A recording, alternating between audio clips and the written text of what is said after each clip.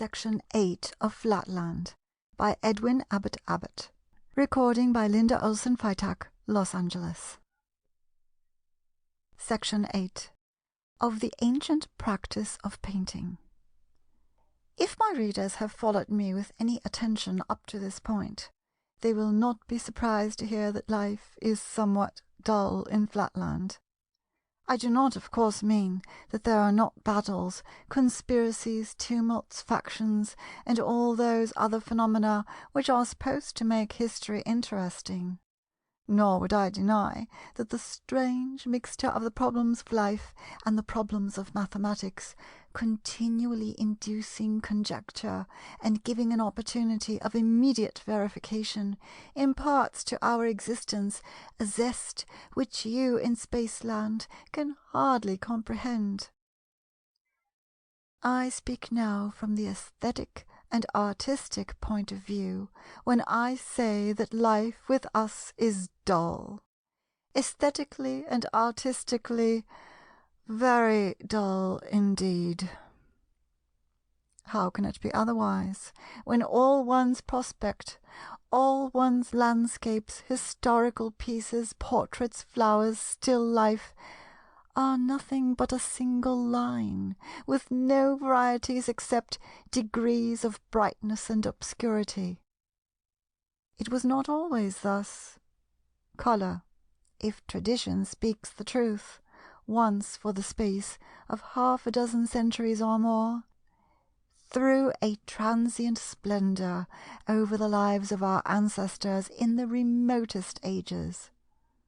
Some private individual, a Pentagon, whose name is variously reported, having casually discovered the constituents of these simpler colours and a rudimentary method of painting, is said to have begun by decorating first his house, then his slaves, then his father, his sons and grandsons, lastly himself. The convenience as well as the beauty of the results commended themselves to all. Wherever chromatists, for by that name the most trustworthy authorities concur in calling him, turned his variegated frame, there he at once excited attention and attracted respect. No one now needed to feel him. No one mistook his front for his back. All his movements were readily ascertained by his neighbours without the slightest strain on their powers of calculation. No one jostled him or failed to make way for him. His voice was saved the labour of that exhausting utterance by which we colourless squares and pentagons are often forced to proclaim our individuality when we move amid a crowd of ignorant isosceles. The fashion spread like wildfire. Before a week was over, every square and triangle in the district had copied the example of chromatists, and only a few of the more conservative pentagons still held out. A month or two found even the dodecagons infected with the innovation. A year had not elapsed before the habit had spread to all but the very highest of the nobility. Needless to say, the custom soon made its way from the district of chromatists to surrounding regions, and within 2 generations no one in all Flatland was colourless except the women and the priests.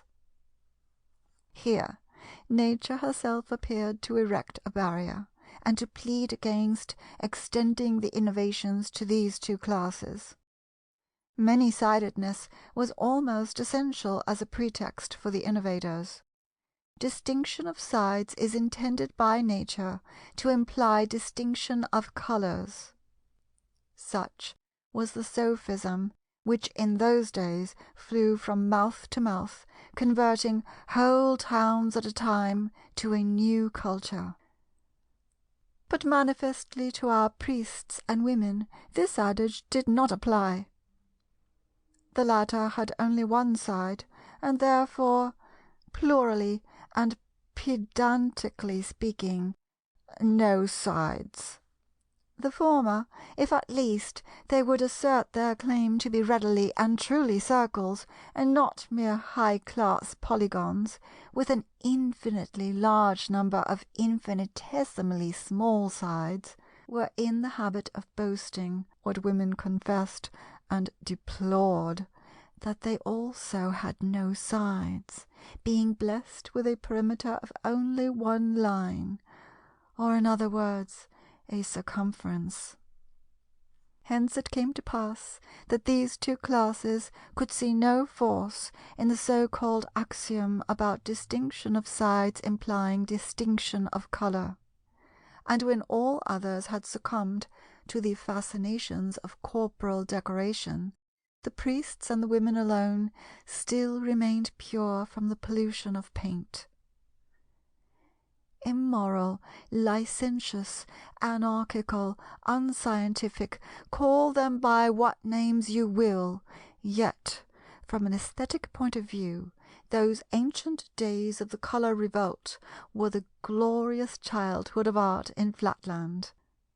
A childhood, alas, that never ripened into manhood, nor even reached the blossom of youth. To live then in itself a delight, because living implied seeing.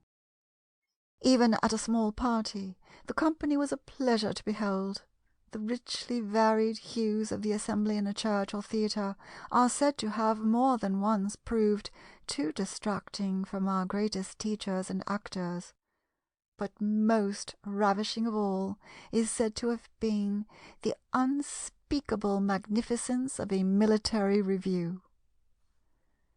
The sight of a line of battle of 20,000 isosceles suddenly facing about and exchanging the sombre black of their bases for the orange of the two sides, including their acute angle, the militia of the equilateral triangles tricoloured in red, white, and blue, the mauve, ultramarine, gamboge, and burnt umber of the square artillerymen, rapidly rotating near their vermilion guns, the dashing and flashing of the 5-coloured and 6-coloured pentagons and hexagons careering across the field in their offices of surgeons, geometricians, and aides de camp.